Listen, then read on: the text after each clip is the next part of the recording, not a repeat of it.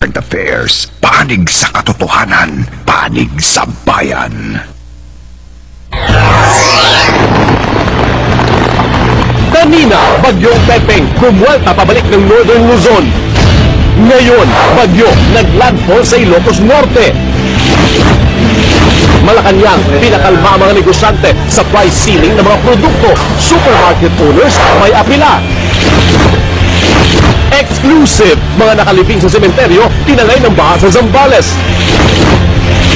US Marines, naghatid ng tulong sa mga nasa isla sa Laguna de Bay.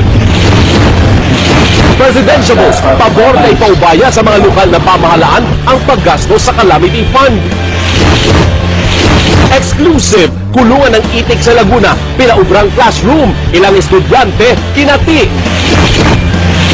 At sapatos, school supplies at bigas na agaw ba, murang-murang ibinibenta.